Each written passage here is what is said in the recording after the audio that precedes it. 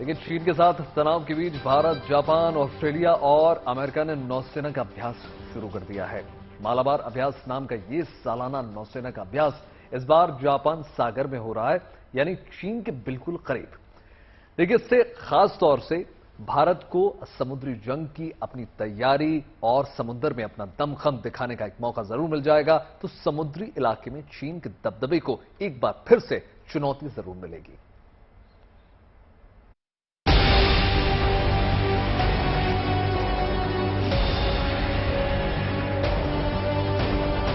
Japan के समंदर में शुरू हो चुका है भारतीय नौसेना का रण कौशल। मालाबार युद्धाभ्यास में भारत का शक्ति प्रदर्शन जारी।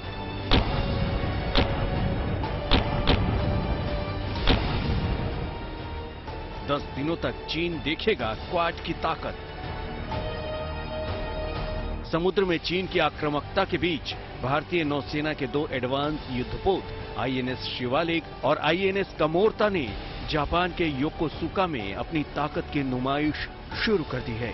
मालाबार युद्धाभ्यास में शामिल इन दोनों जंगी जहाजों जापान, अमेरिका और ऑस्ट्रेलिया की नौसेनाओं के साथ अपनी धमक दिखानी शुरू कर दी है। भारत के ये दोनों युद्धपोत फ्रंटलाइन वॉरशिप हैं। INS Shivalik multi role missile stealth frigate है, जबकि आईएनएस कमोर्ता पनडुब्बी रोधी पोत है। दोनों पोत भारतीय नौसेना के विशाखापत्तनम स्थित पूर्वी बेड़े का हिस्सा हैं। आईएनएस शिवालिक ब्रह्मोस जैसी खतरनाक मिसाइलों से लैस है। पानी की गहराई में भी दुश्मनों को खोज निकालने और उन्हें तबाह करने में शिवालिक सक्षम है। आईएनएस शिवालिक की रफ्तार करीब 50 किलोमीटर प्रति घंटा है। वहीं आईएनएस कमोर्ता को राडार में पकड़ पाना बेहद ही मुश्किल है। इसकी रेंज करीब 6500 किलोमीटर है। ये 200 किलोमीटर तक मौजूद सभी पनडुब्बियों की जानकारी देता है। ये युद्धपोत परमाणु, जैविक और रासायनिक युद्ध लड़ने में सक्षम है। इन दोनों जंगी जहाजों के अलावा भारतीय नौसेना का P-8I विमान भी हिस्सा ले रहा है। P-8I लंबी दूरी तय करने वाला समुद्र टोही और पनडुब्बी रोधी विमान है। मंगलवार यानी 8 नवंबर से शुरू हुआ मालाबार युद्धाभ्यास 18 नवंबर तक चलेगा। मालाबार एक्सरसाइज में हिस्सा ले रहे भारत, अमेरिका, ऑस्ट्रेलिया और जापान क्वाड का हिस्सा है। इन चारों देशों के बीच हो रही ये एक्सरसाइज ऐसे समय पर की जा रही है जब चीन की दक्षिण चीन सागर और पूर्वी चीन सागर में बढ़ती सैन्य ताकत को लेकर दुनिया की चिंता बढ़ती जा रही है।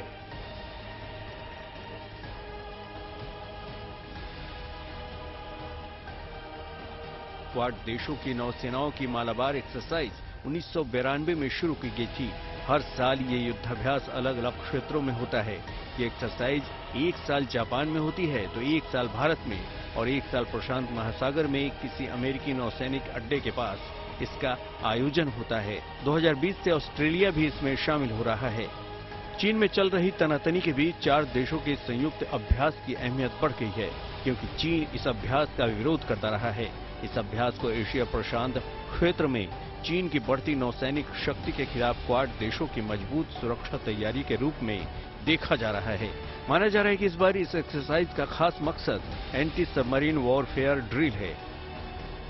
भारत की तैयारी केवल मालाबार एक्सरसाइज तक सीमित नहीं है। आने वाले महीनों में मलेशिया, इंडोनेशिया और सिंगापुर के साथ ही सेना संयुक्त अभ्यासों में हिस्सा लेगी, जिससे आसियान देशों के साथ रिश्तों में मजबूती आएगी। चीन के लिए भारत की ये तैयारी चिंता का सबब हो सकती है। Bureau report, good news today. चलिए अब आपको बताते हैं चार देशों के बीच हो रही इस एक्सरसाइज का मकसद क्या है। आखिर क्यों भारत, ऑस्ट्रेलिया, जापान और अमेरिका की चौकड़ी के बीच चल रहे इस युद्धाभ्यास से चीन की बौखलाहट बढ़ जाती है। चीन की चालबाजी पे लगाम लगाना, समंदर में चीन के बढ़ते दखल पर रोक लगाना, हिंद प्रशांत क्षेत्र में सहयोग बढ़ाना, चारों देशों का आपसी संबंध मजबूत करना, क्वाड देशों की समुद्री क्षमताओं को बढ़ाना, हिंदू प्रशांत क्षेत्र में समुद्री शांति बनाए रखना, युद्धाभ्यास से क्षेत्रीय सुरक्षा समृद्धि बढ़ाना, क्वाड देशों की नौसेनाओं के बीच तालमेल। देखिए, हिंद की सेना भविष्य की चुनौतियों से निपटने के लिए अपने शौर्य और पराक्रम को लगातार तराशती रहती है। इसी सिलसिले में इन दिनों जोधपुर में भारतीय वायुसेना फ्रांस के साथ युद्धाभ्यास में लगातार जुटी हुई है। फ्रांस की वायुसेना के साथ गरुड़ एक्सरसाइज में दोनों सेनाओं को अपनी काबिलियत परखने का मौका मिल रहा है।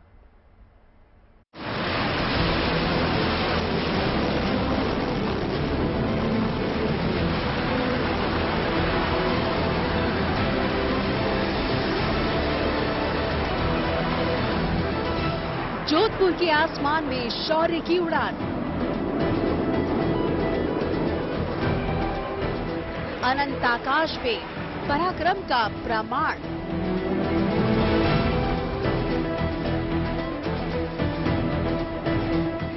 गरुड़ 7 युद्धाभ्यास में गरजे हिंद के लड़ाकू विमान।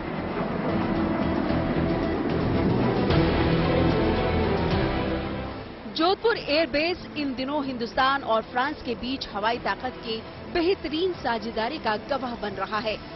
गरुड़ 7 एक्सरसाइज में हिंद की वायुसेना अपनी ताकत परखने के लिए फ्रांस के साथ युद्धाभ्यास में जुटी हुई है।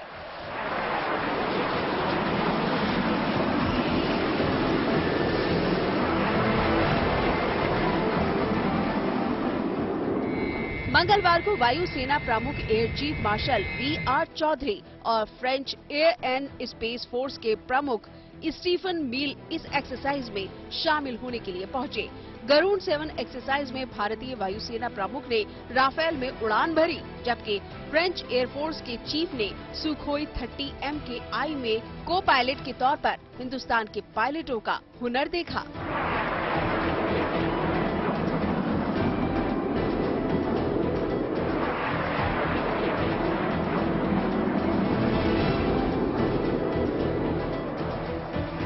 भविष्य में आने वाली चुनौतियों के मद्देनजर हर बार इस एक्सरसाइज को और भी ज्यादा चुनौतीपूर्ण बनाया जा रहा है। हर एक्सरसाइज के साथ कुछ न कुछ बढ़ोतरी होती जाती है, डिग्री ऑफ डिफिकल्टी बढ़ती जाती है, नंबर ऑफ एयरक्राफ्ट पार्टिसिपेटिंग बढ़ते हैं। पिछले एक्सरसाइज के मुकाबले इस एक्सरसाइज में हमारे 4 फ्लीट्स पार्टेक कर रहे हैं। रफाल हैं, सुखोईज हैं, जैगुआर्स हैं और LCA भी हैं पहली बार। और हमारे साथ फ्रांस का टैंकर एयरक्राफ्ट भी है जो MRTT है। तो हर एडिशन में हम थोड़ा थोड़ा डिग्री ऑफ डिफिकल्टी बढ़ाते जाते हैं और एक्सपीरियंस इससे बढ़ता रहता है। फ्रांस के साथ ये हिंदुस्तान का 7वां हवाई युद्धाभ्यास है। इस एक्सरसाइज में दोनों देशों की वायुसेना को अपने अनुभव साझा करने का मौका मिला है। This type of exercise, at the end of the week, we are able to understand each other during the flight. So this is very important. France और हिंदुस्तान की सेना के कई बड़े हवाई योद्धा इस युद्धाभ्यास का हिस्सा बने। फ्रांस के 4 Rafale fighter jet, AK-330 multi role tanker transport aircraft, France के एयरफोर्स के 220 पायलट और जवान इस युद्धाभ्यास में शामिल हुए। फ्रांस के साथ इस अभ्यास के लिए हिंद की वायुसेना पूरे लाव लश्कर के साथ जोधपुर में तैनात है। वायुसेना के Sukhoi 30 MKI, Rafale, Tejas, Jaguar, light combat helicopter, Mi-17 helicopter और फ्लाइट रिफ्यूलिंग एयरक्राफ्ट इस युद्धाभ्यास का हिस्सा बन रहे हैं। Overall, I think it would have been a proud moment for both the services to host the chiefs for this exercise today, and also a proud moment for the Indian Air Force because the chief of the French Air and Space Force flew in a Su-30 MKI of the Indian Air Force. हवाई युद्धाभ्यास में दोनों सेनाओं के पायलटों को 2 टीमों में बांटा जाता है। एक टीम हमलावर होती है और दूसरी टीम रक्षक। एयरफोर्स के युद्धाभ्यास में असल मिसाइलें नहीं दागी जाती। हमले के लिए आसमान में लेजर की मदद से एक वर्चुअल टारगेट बनाया जाता है। फाइटर पायलट डमी मिसाइलों के जरिए इस टारगेट पर निशाना साधते हैं। निशाना कितना सटीक रहा, इसे आधुनिक तकनीक की मदद से परखा जाता है। युद्धाभ्यास से लौटने के बाद दोनों टीमें एक दूसरे से अपने अनुभव साझा करती है। हर पायलट की निशाना लगाने की काबिलियत परखी जाती है।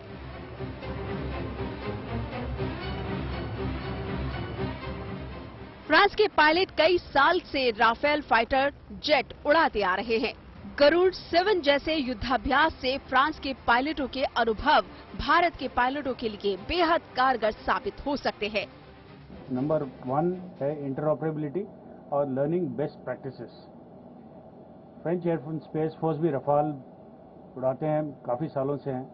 उन्होंने कुछ प्रैक्टिसेस एस्टैब्लिश किए हुए हैं पिछले 10-15 साल में। तो इस तरह के एक्सरसाइजेस से हमें मौका मिलता है उनसे सीखने का कुछ, कि किस तरह से यूटिलाइज करते हैं इस जहाज को। और इंटरऑपरेबिलिटी के बारे में जब बात करें, कितनी आसानी से हम लोग, फॉर एग्जांपल हमारे पायलट्स अभी फ्रेंच टैंकर के साथ रिफ्यूलिंग करा सकते हैं। तो इस तरह की हर एक एक्सरसाइज में कुछ न कुछ लर्निंग एक्सपीरियंस होता है और हमारे इस एक्सपीरियंस को बढ़ावा देते हुए हमारी क्षमता भी बढ़ती जाएगी। फ्रांस और भारत सामरिक शक्ति में एक दूसरे के साझेदार रहे हैं। फ्रांस के साथ हुई राफेल डील दोनों देशों के बीच बेहतरीन तालमेल की एक मिसाल है। जोधपुर में 12 नवंबर तक चलने वाले इस युद्धाभ्यास के जरिए दोनों देशों की सेनाएं भविष्य की चुनौतियों के लिए खुद को तैयार कर रही है। Bureau report, good news today.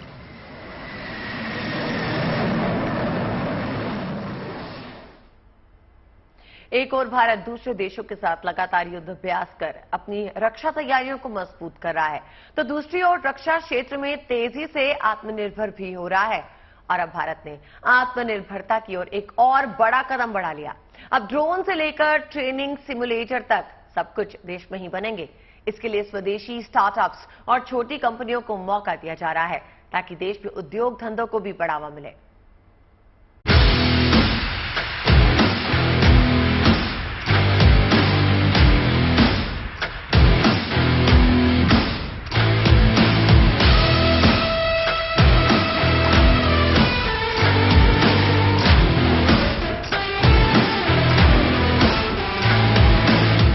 लड़ाकू विमान तेजस हो या लड़ाकू हेलीकॉप्टर प्रचंड 155 मिलीमीटर होवित्जर तोप धनुष हो, या फिर अग्नि, आकाश और पृथ्वी जैसी मिसाइलें, या फिर इंटरसेप्टर 81 जैसा स्वदेशी बीएमटी रक्षा कवच, पूरी तरह स्वदेशी ये हथियार और जंगी साजो सामान रक्षा के क्षेत्र में भारत की आत्मनिर्भरता की शानदार मिसाल पेश कर रहे हैं। सरहदों की सुरक्षा से लेकर दुश्मनों की हर नापाक चाल को नाकाम करने के लिए अब अमेरिका, रूस, फ्रांस और दूसरे देशों में बने साजो सामान पर निर्भर रहने के बजाय अपनी तकनीक विकसित करने और देश में ही इनके निर्माण पर जोर दिया जा रहा है। आत्मनिर्भरता का ये प्रयास तेजी से परवान चढ़ रहा है और हिंदुस्तान में हथियारों और जंगी साजो सामान का निर्माण नई उड़ान भरने लगा है। इसी कड़ी में अब 5 मेक 2 परियोजना को मंजूरी दी गई है, जिसके जरिए सेना की ताकत में इजाफा तो होगा ही, जरूरी साजो सामान के लिए विदेशों पर निर्भरता भी नहीं रहेगी। देश में रक्षा क्षेत्र की इन 5 मेक 2 परियोजनाओं में शामिल हैं। इस प्रोजेक्ट में 35 तरह के ड्रोन किल सिस्टम सेट तैयार किए जाने हैं।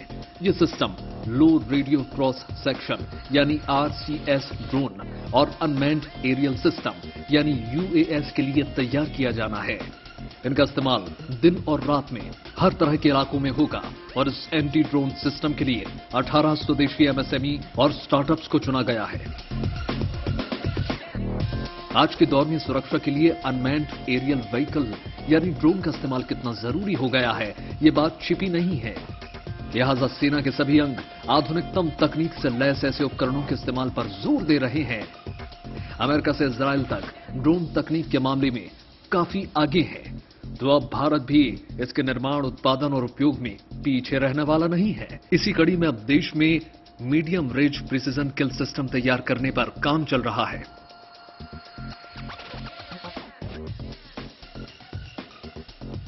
इसके तहत करीब 2 घंटे तक आसमान में चक्कर लगाने वाले ड्रोन बनाए जाएंगे। इसकी रेंज 40 किलोमीटर होगी और ये हाई वैल्यू टारगेट्स की पहचान कर सकते हैं, उन्हें निशाना बना सकेंगे। सेना ऐसे ड्रोन के 10 सेट खरीदेगी। 15 कंपनियों को इस तरह के ड्रोन डेवलप करने का जिम्मा दिया गया है। जमीनी लड़ाई में तोप और गोले बारूद की अहमियत को कम नहीं आंका जा सकता। भारत ने स्वदेशी होवित्जर तोप धनुष पहले ही बना लिया है और अब ऐसे गोले बनाए जा रहे हैं जिनका अचूक निशाना दुश्मन को तबाह कर देगा। 155 mm टर्मिनल गाइडेड म्यूनिशन, ये दुश्मन के हाई वैल्यू टारगेट को निशाना बनाने के लिए इस्तेमाल किए जाएंगे। इन्हें तोप से भी दागा जा सकेगा। सेना इनके कम से कम 2000 राउंड खरीदेगी। 6 कंपनियां इनका उत्पादन कर सकती हैं। ये बहुत जरूरी होता है कि मैदान जंग में पल पल चल रही गतिविधियों की जानकारी कमांडर्स तक पहुंचती रहे। इस सिलसिले में सेना अब आधुनिक रेडियो सेट के इस्तेमाल की ओर बढ़ रही है। High frequency man packed software design radio, ये इंटरनेट से जुड़े हल्के रेडियो सेट होते हैं। इनकी डेटा हैंडलिंग क्षमता बहुत अधिक होती है। ये लाइट वेट रेडियो सेट लंबी दूरी के कम्युनिकेशन के लिए जरूरी है। इनके जरिए युद्ध के मैदान से कमांडर्स को रियल टाइम जानकारी मिलेगी। GIS के जरिए इन रेडियो सेट से मैप नेविगेशन भी किया जा सकता है। इनसे दुश्मन के खेमे के कम्युनिकेशन को भी इंटरसेप्ट किया जा सकेगा। सेना को ऐसे 300 हाई फ्रीक्वेंसी रेडियो सेट की जरूरत है। 14 कंपनियां इनका निर्माण कर सकती हैं। रण क्षेत्र में जंग लड़ने के लिए सेना के जवानों की ट्रेनिंग सबसे अहम मानी जाती है। भले ही जंग रोज रोज नहीं होती हो, लेकिन पहले से तैयारी तो बहुत जरूरी होती है। तो जवानों की आधुनिक तरीके से ट्रेनिंग के लिए भी नए सिस्टम की दरकार है। इन्फेंट्री ट्रेनिंग वेपन सिमुलेटर, इनके जरिए सैनिकों को फायरिंग की प्रैक्टिस से लेकर रण क्षेत्र के अलग अलग परिदृश्य में ट्रेनिंग दी जा सकेगी। भारतीय सेना को कम से कम 125 ऐसे सिमुलेटर की जरूरत है। 4 MSME और स्टार्टअप्स इन्हें बनाएंगे। मेक 2 के तहत बनने वाले साजो सामान के प्रोटोटाइप पहले विकसित किए जाएंगे और इनके सफल परीक्षण के बाद सेना उन्हें खरीदेगी। इस प्रक्रिया के तहत पहले से 43 परियोजनाओं पर काम चल रहा है। यही नहीं, सेना के आत्मनिर्भरता के लिए चरणबद्ध तरीके से सैकड़ों हथियारों और लड़ाकू साजो सामान के आयात पर रोक लगाकर उन्हें अपने ही देश में विकसित करने और बनाने की तैयारी भी काफी आगे बढ़ चुकी है। इसके सार्थक और सकारात्मक नतीजे भी आने वाले समय में जरूर देखने को मिलेंगे। मंजीत नेगी के साथ bureau report, good news today. और अब भारतीय सेना के लिए आई एक शानदार खबर की बात कर लेते हैं। देखिए, भारतीय सेना लगातार अपने सैनिकों की सुरक्षा को और ज्यादा पुख्ता करने के लिए अत्याधुनिक सुविधाओं को जुटाने में लगातार लगी हुई है। इसी कड़ी में शुभ समाचार ये है कि हमारी सेना को अब नए मॉडर्न अति सुरक्षित सुरक्षा कवच मिलने जा रहे हैं। जी हां, सेना जो है 47,000 से ज्यादा बुलेट प्रूफ जैकेट खरीदने की योजना में है। इन 47,000 से ज्यादा बुलेट प्रूफ जैकेट के लिए सेना ने एक टेंडर भी बाकायदा निकाल दिया। इस खरीद का उद्देश्य सैनिकों की सुरक्षा को और ज्यादा मजबूती प्रदान करना है। सेना के ये सुरक्षा कवच यानी bullet proof jacket AK-47 assault rifles के बुलेट्स को भी झेलने की क्षमता रखते हैं। सोचिए कितनी मजबूत है ये। यही नहीं, सेना ने करीब 15,000 बुलेट प्रूफ सैनिकों की आपातकालीन खरीद की भी मांग की है। अंतरिक्ष की दुनिया सबको लुभाती है और यही वजह है कि हाल ही के सालों में अंतरिक्ष में सैर सपाटे का ट्रेंड बढ़ गया है। लेकिन स्पेस की सैर इतनी महंगी है कि अंतरिक्ष तक पहुंचना हर किसी के बस की बात नहीं। लेकिन अब भारत की एक कंपनी ने अंतरिक्ष की सैर का सस्ता फॉर्मूला खोज निकाला है। ये कंपनी गुब्बारे के जरिए पर्यटकों को अंतरिक्ष की सैर कराने की तैयारी कर रही है। तो क्या है अंतरिक्ष में सैर सपाटे का ये प्लान, आपको बताते हैं।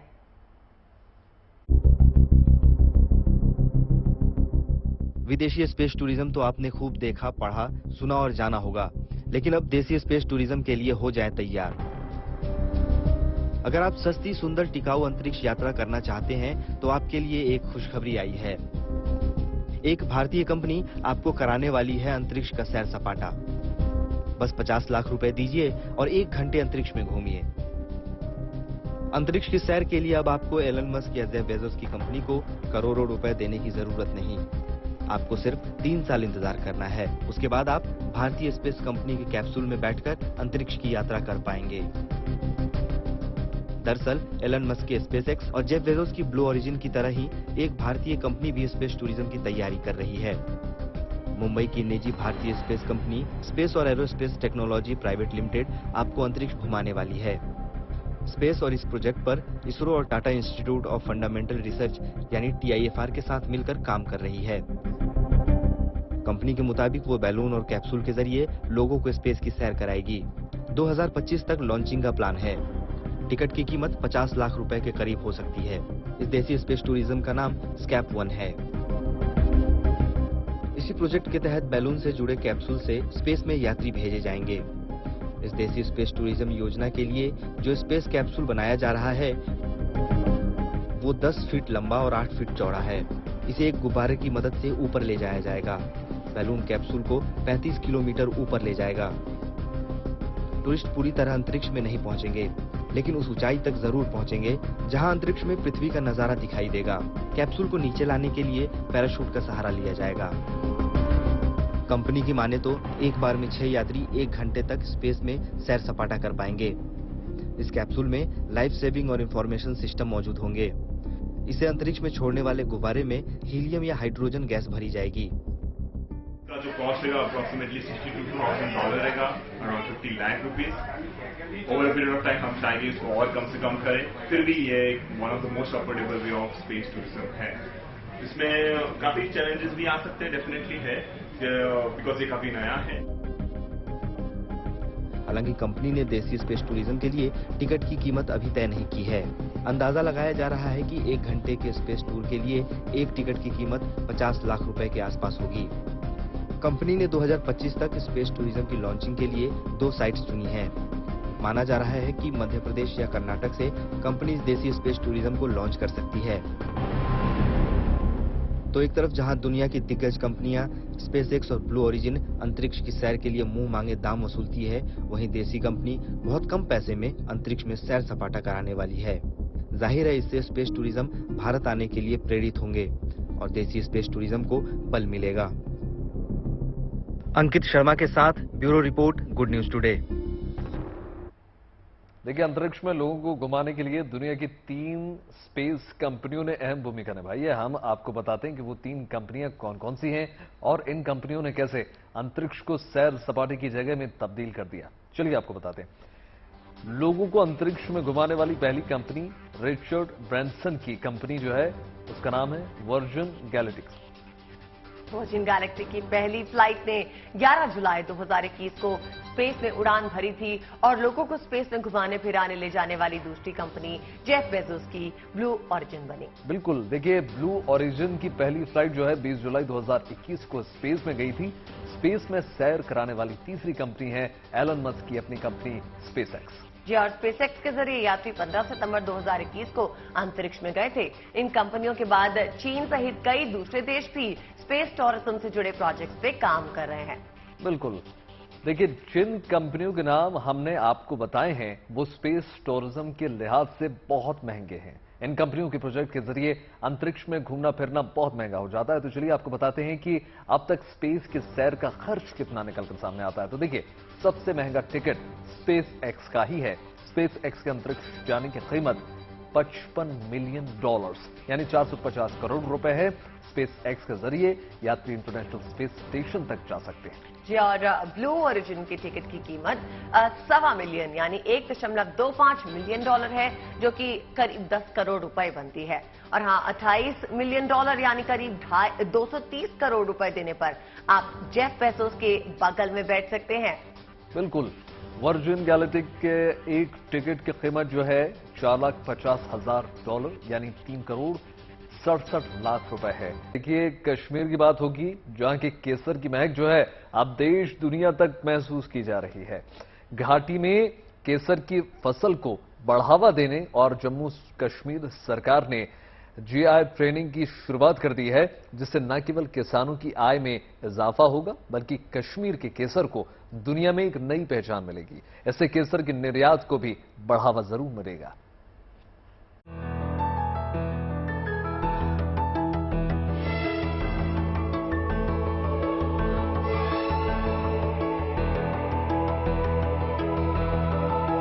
ये तस्वीरें हैं घाटी में उगते सोने की। ये तस्वीरें हैं किसानों के चेहरे पर बिखेरती खुशहाली की। ये तस्वीरें हैं दुनिया भर में प्रसिद्ध कश्मीरी केसर की। कश्मीर के खेतों में खिलखिलाते केसर की ये फसल इस बात की गवाही दे रहे हैं कि इस साल घाटी में केसर की बम्पर पैदावार देखने को मिल रही है। इस साल केसर की खेती में 30% बढ़ोतरी देखी जा रही है और किसान इसे प्रकृति का वरदान मान रहे हैं। सैफरान या कैसर दुनिया में सोने के बाद सबसे महंगी चीज मानी जाती है। दरअसल 1 किलोग्राम कैसर को जमा करने के लिए ऐसे 18,000 फूल जरूरत पड़ते हैं और इन 18,000 फूलों से इस तरह के रेशे जमा करने के बाद ही 1 किलो सैफरान हासिल होता है। घाटी में केसर उत्पादन को बढ़ावा देने के लिए और किसानों की खुशी दोगुनी करने के लिए जम्मू कश्मीर सरकार ने जीआई टैगिंग की शुरुआत की है। जीआई टैग से असल और नकल के बीच फर्क होता है। असल केसर ही देश के बाजारों में पहुंचता है, क्योंकि अक्सर हमें बाजार में नकली केसर देखने को मिलता है। किसानों को उम्मीद है कि केसर को जीआई टैग मिलने से न केवल केसर के निर्यात को बढ़ावा मिलेगा, बल्कि किसानों के आय में भी इजाफा होगा। जम्मू कश्मीर में उगने वाला सैफरान दुनिया में इस अपनी क्वालिटी और अपने ऑयल कंटेंट के लिए माना जाता है। यही कारण है कि न सिर्फ देश में बल्कि विदेशों में भी कश्मीरी सैफरान की बहुत मांग है। केसर की खेती और कटाई जम्मू कश्मीर के करेवास में की जाती है। कश्मीर में केसर को समुद्र तल से 1600 मीटर से 1800 मीटर की ऊंचाई पर उगाया जाता है, जो इसे दुनिया भर के केसर से अलग करता है। और अब भारत एकमात्र ऐसा केसर उत्पादक देश बन गया है जिसे जीआई टैग सौंपा गया है। अब जम्मू कश्मीर सरकार सैफरान की खेती को और बढ़ावा देने के लिए न सिर्फ किसानों को तरह तरह की स्कीमें दे रहा है, बल्कि साथ ही साथ अब सैफरान फेस्टिवल का आयोजन भी हर साल होता है, जो नवंबर के महीने में पामपुर में इन सैफरान के खेतों में आयोजित होता है। और उसका मकसद होता है कि कश्मीर में पर्यटन को भी बढ़ावा मिले और पर्यटकों को भी कश्मीर के सैफरान के बारे में जानकारी मिले। अशरफ वानी, श्रीनगर।